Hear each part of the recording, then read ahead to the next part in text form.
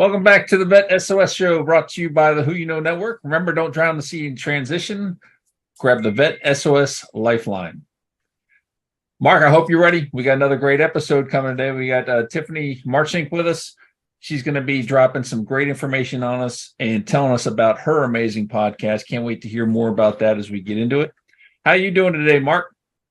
Morning, everyone. I'm doing great. Couldn't be better. If I did, I'd be dead. So thanks for joining us. And man, yeah, I'm super excited.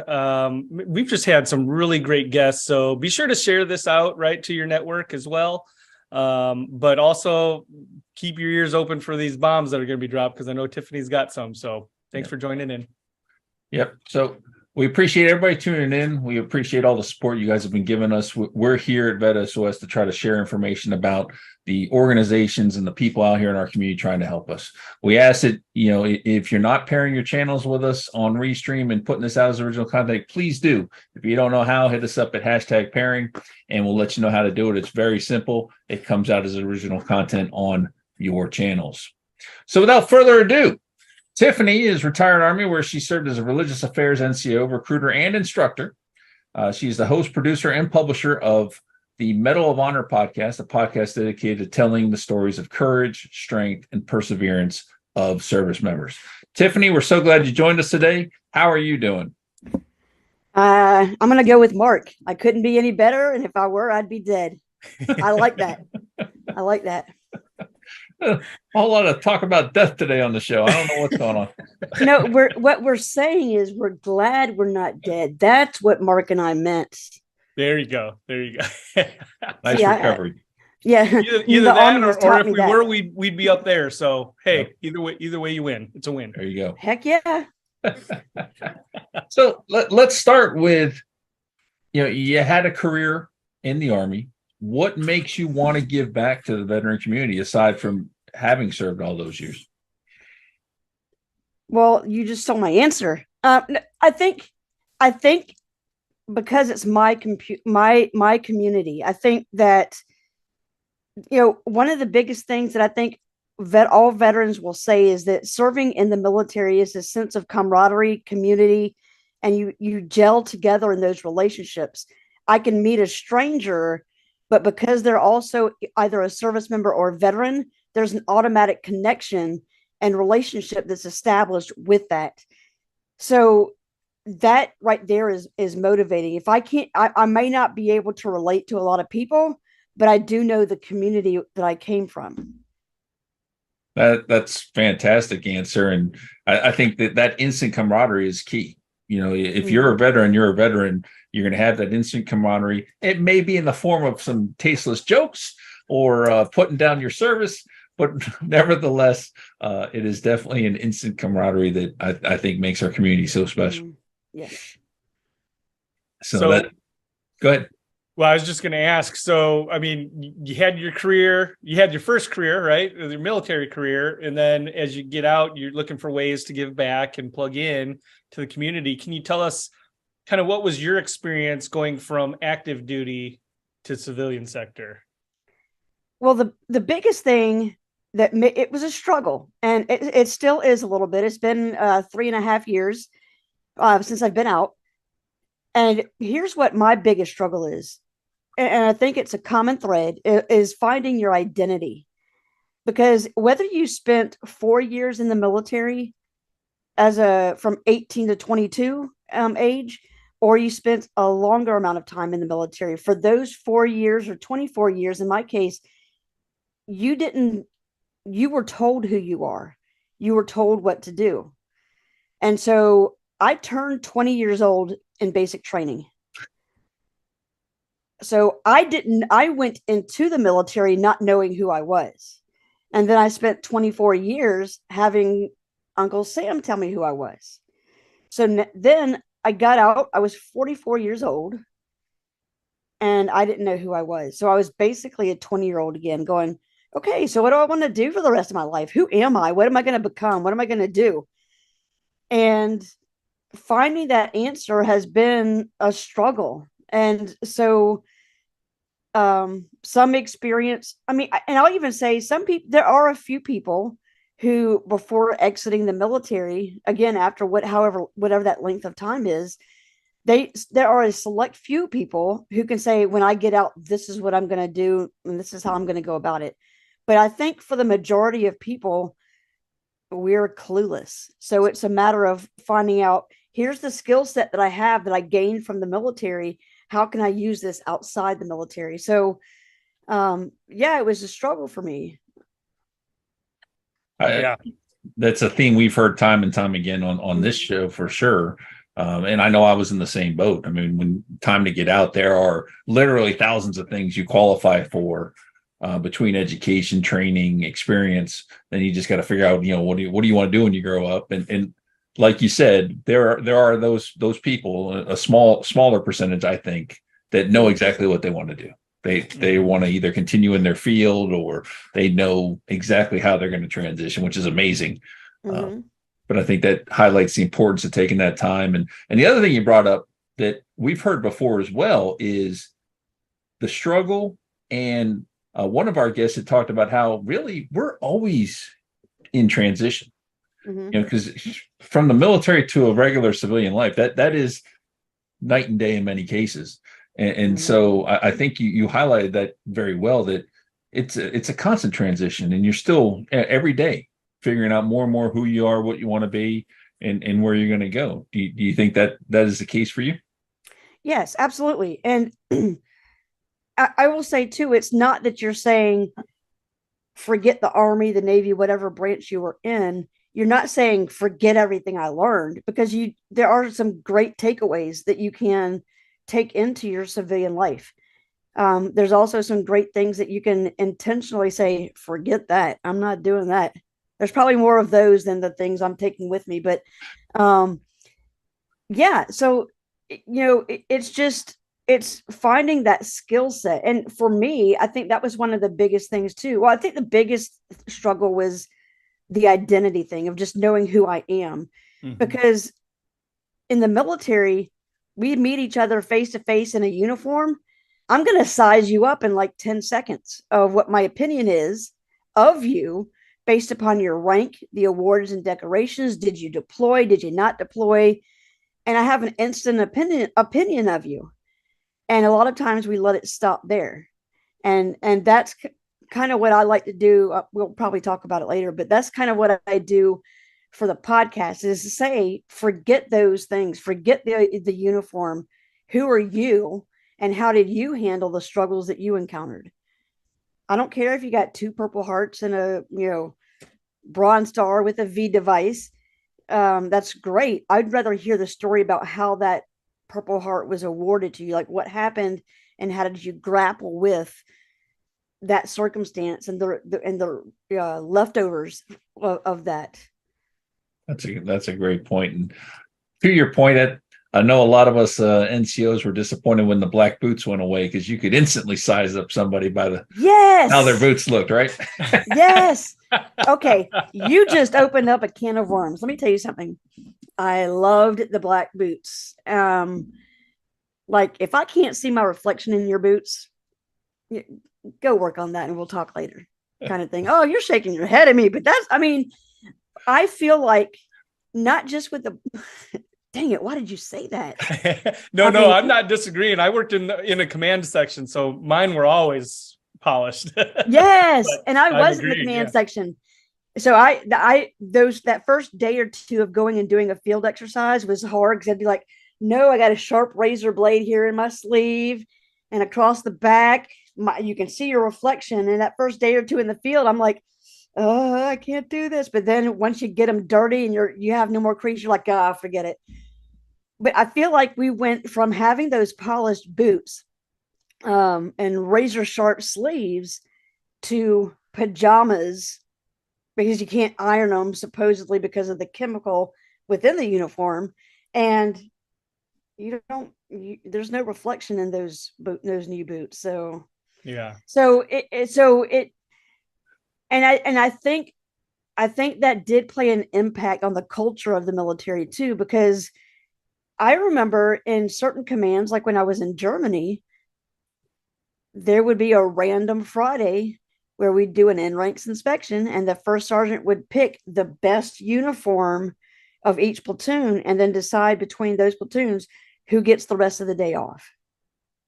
So it motivated you to work on your appearance and make your appearance look better. But now it's like, this is just what I wear because I have to. Well, you said something very, I think, very important, which is, being able to know who you are, identify who you are. And, the military does a great job of breaking you down. I see there's a dichotomy, right? Because you're a civilian and you come in, you get indoctrinated through boot or basic. You learn all of the things that you need to, the culture, right, of the military. And you really kind of give yourself up, right, at that point in time, who you are. And then, they rebuild you, you get your training, you go to tech or MOS school, whatever. I can't remember what they call it. AIT. You must be Air Force. Yes, I am. Yeah, tech school. AIT. So, but right, then you begin to kind of like slowly get back on that journey and that path of who you are.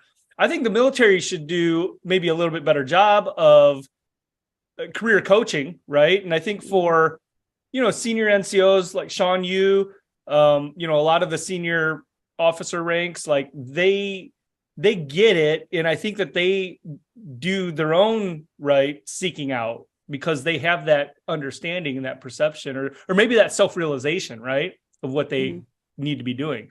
And so, but I think the military, it would be good for them to have even a program to say, okay, so here we're developing you in the ranks, right, from junior enlisted to senior enlisted, senior NCO, or officers, right?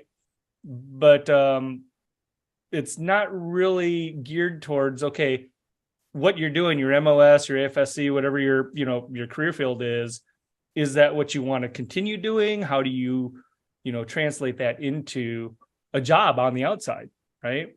Effectively, not just okay, here's how you do it, right? Here's how you do the job, but how do you transition that along the way? Because if somebody's in for 20 years, there's plenty of time to achieve that.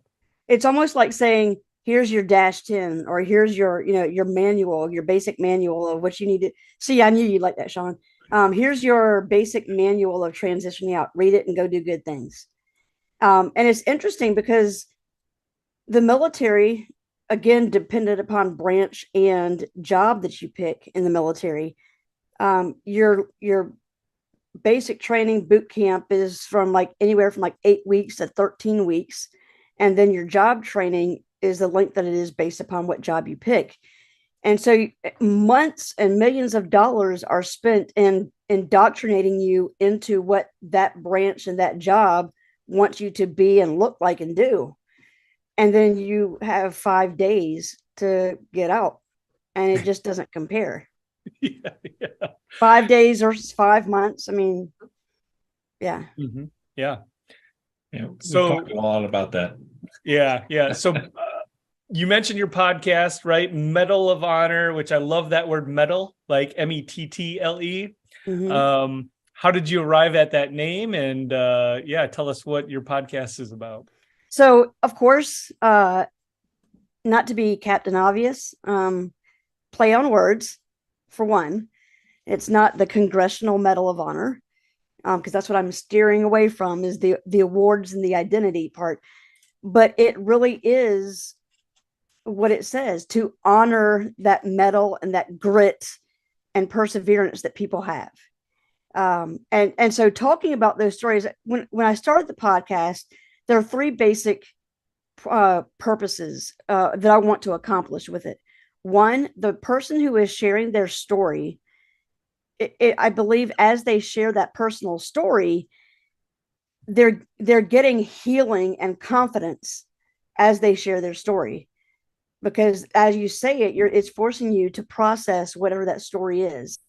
And because you're able to talk about it, I think that gives you like a boost of confidence. I think it also, for the listener, the second point is, for the listener, it provides hope, because so many times with things like mental health, suicide, physical assault, sexual assault, domestic violence, whatever, or just, PTSD from losing a buddy, being physically injured, whatever the case may be, you can feel like you're all alone, like you're isolated, and isolating yourself, I believe, is one of the symptoms or of having a mental health issue, that you don't want to talk about it. You don't want to be around other people.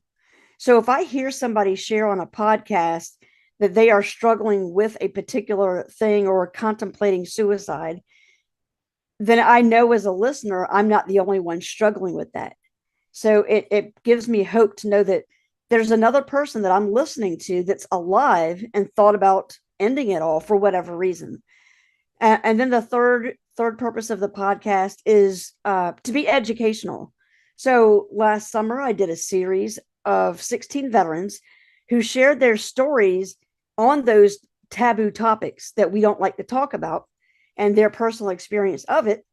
And then I got a panel of mental health providers, a clinical psychologist, forensic psychologist, social worker, mental health counselor, and talked about what's going on with a person. Like I said, one of the other topics was addiction. And so what's going on with the person's body physiologically, emotionally, physically too. So you can say, okay, here's the science behind what's going on with those people who shared those stories, and potentially you as well, if you're dealing with one of those same things. So at the end of the day, I want to be able to say at the end of an episode, they either learned something or they found a story that they can relate to and walk away feeling like they got something, even if it's just a sense of hope. That's powerful. And as a leader, that was one of the things that I always did. Like, I've been to anger management. I've had, my struggles here and there, and I've always shared it with my soldiers. And I think that made an impact on some, maybe not all, but there were some soldiers that were able to come to me because they had issues, and they knew that they weren't going to be judged. They were going to get the help that they needed. And it was a great thing to be able to help them in that way. And I think bringing people onto your podcast to share those stories so that others know, hey, I'm not the only one. There is others suffering the same way I am, especially when you start thinking about the suicide issue. I mean, because that's just, I don't know if we're ever going to get to the bottom of this one. The more information that's coming out, and, they're saying now it's 44, even more a day. I mean, how do we get to the bottom of that issue? Yeah. Well, so that's true. And I will say this, I do the same thing. And actually kind of where I came up with the idea of even doing a podcast, I was getting counseling for PTSD. And the psychologist had said to me, you need to find something that you're interested in that you can do to get your butt out of bed because of the depression. And me and my infinite wisdom, or actually sarcasm, I was like, yeah, there's nothing out there for me. There's nothing that I fit into. So forget that. But then I started trying to come up with something. And I love having conversations with people. And I love my community, the veteran community. So let's see what I can do to get stories from there. And that's how the idea came to me of doing a podcast.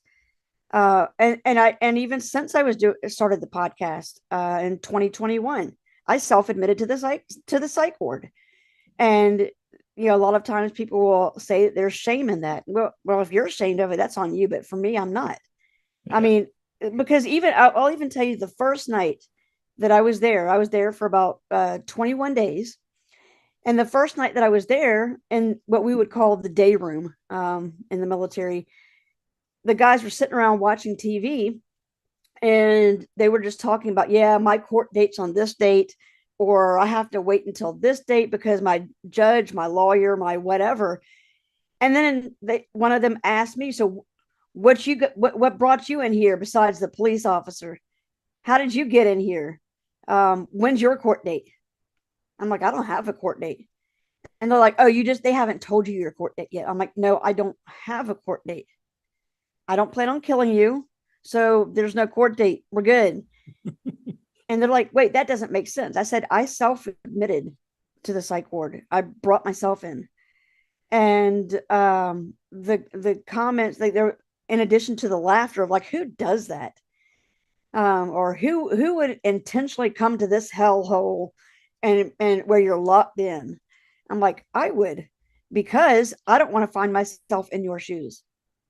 I don't want to be told to be here. I don't want to be forced to be here. I realized I need help.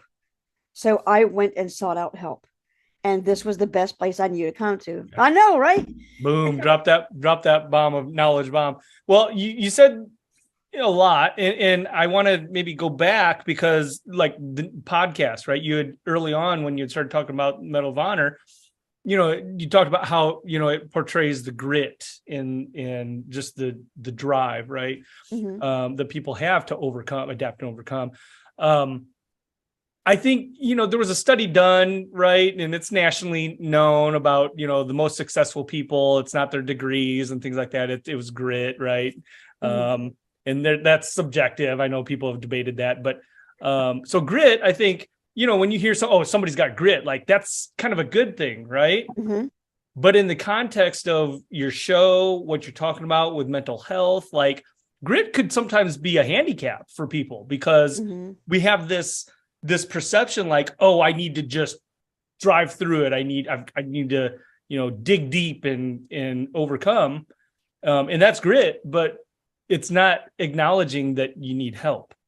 Yeah, that is a big issue. And I think especially we military people, and this is one of the things that I struggled with too, getting out or not with getting out. So at the end of my career, I experienced an MST, which is the military sexual assault. And I took responsibility of it happening because what do NCOs do? We if something's broke, we fix it. If something's going wrong, or needs to happen, we make it happen. So certainly nothing is going to happen to me because I'm the one that makes stuff happen. So it's my own fault that this happened to me. And it took the longest time for me to overcome that mindset because it's the mindset that we have in the military. I'm an NCO. I make stuff happen. End of story. You need it fixed. Let me know, and I'm going to make it happen. But at this point, what I needed to make happen was finding somebody that could help me. And so, in the midst of going through the investigation, I needed somebody to talk to, and I had to find somebody. Like, where do I go? Who do I talk to? Because one, it's an intimate issue. It's very personal and intimate. So how do I go and just talk to somebody and say, hey, I need someone to listen? Nobody wants to listen. And I don't want it to be a woe is me because it's not a woe is me. I just need help. So that's when I went to the mental health section of the VA and said, hey, look, here's my deal. I need to talk to somebody. And so you're right. Having grit and pressing forward is great. But we have to make sure that we don't cross that line of, I can handle it. I've got this. I don't need you. And that's a very thin line of having that grit versus, I don't need you. I'm an individual. Go help somebody else. And so we do have to recognize where we are in that. So, yeah, I'm definitely with you on that one.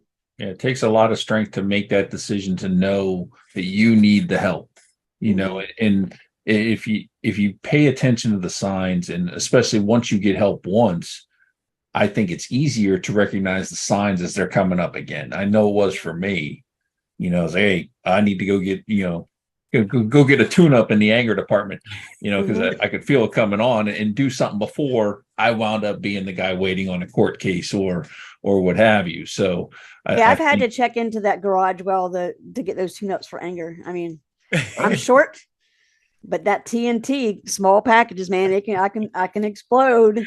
Oh, And Sean's a big package, so I wouldn't want to make Sean angry. Everybody wants to poke the bear until he gets mad. So That's right. which means you might not have to poke me as much. No, I'm kidding. Yeah. so But yeah, it's for sure. love the concept and what you're doing with the podcast. You've had some amazing guests on. As we're coming down to the end here, we got to close out. What is the major thing? You know, if you could say one thing about your podcast and to the audience about what you want them to take away from your podcast, what is that for you? Well, I think it is what we were just talking about. We are a community, and this goes for even people who are not military or veteran at all. You may have no connection with the military. That's fine. Whatever you are struggling with, there's somebody else who has experienced the same thing or something similar. It's great to push forward and try to get yourself going, but there is absolutely nothing wrong with asking for help. And as taboo as suicide can be or mental health issues can be, there are other people who are going through dealing with their own demons, as we would say. So, deal with them. And when I say deal with them, that means don't let them manage you. Deal with those demons. And if you need somebody to partner with you, find somebody. There is somebody out there, whether it's just you need a friend to talk to, or you need, a professional help from medical personnel or whatever the case may be. There's nothing wrong with it. And the people who want to be the naysayers and laugh and say something's wrong with you, that means they're dealing with it much more. So the takeaway, I think, with the podcast is that you can hear those stories of other people and what has worked for them, because what works for one person may or may not work for you. So hearing these different things that people have dealt with and how they've managed their particular issues, try it out, see if it works. And if it does, great. If it doesn't, there's something else that'll work for you. So that would be the takeaway, I think, of the podcast, is that it's a place to hear stories, be inspired, be motivated, and ask for help. Like just judgment. Yeah, I got Perfect a lot bombing. of mics here. I'm dropping. Just dropping them. Yeah. And I think you've had somebody who was a guest on the show today. I think you have David Trimmel. Yeah, Trenholm. Yep. Yeah, he was on the podcast. Excellent. Great guy. So he is very supportive of women in the military. Yep. All right, I will shut up. I see the look on your face, Sean. It was like that. It's like, here comes the second hand. That's because I got the notice that David's waiting. Yeah. So he's next. Okay. Yeah, he's up next. Yep. Well, I know you can tell him that I trash talked him. Yeah, he's I know great. you've got the podcast anchor.fm /Mettle of Honor. You've got your website, right, as well. gap-metalofhonor.org. What's the best way that you prefer people to reach out and connect with you? If they've got questions, want to get involved. Subscribe to the YouTube channel, follow and rate. So I would say I do have a link tree that I can send you, and on there it has the different platforms of the podcast, the website, my email address. And I also have a bunch of resources on there too, because ultimately that's the point of providing resources to people that they can tap into. That's all I can do. I can provide the resources of people's stories, and give an hour or whatever else, you got to take it and use it. Yep. So check out the link tree, that we're putting up here, and tune in for more. Yep, there you go. We can definitely push out all your information, your contact information. Tiffany, we appreciate you coming on, sharing your story. You got an awesome podcast going on. You've had some great guests. We wish you continued success, and we encourage everybody to check out our podcast. Some amazing stories that will definitely help you in your life, especially as you go through the transition and after you transition. So we want to thank everybody for tuning in today to the Vet SOS podcast. Remember, don't drown in the sea of transition, but grab the Vet SOS Lifeline. you.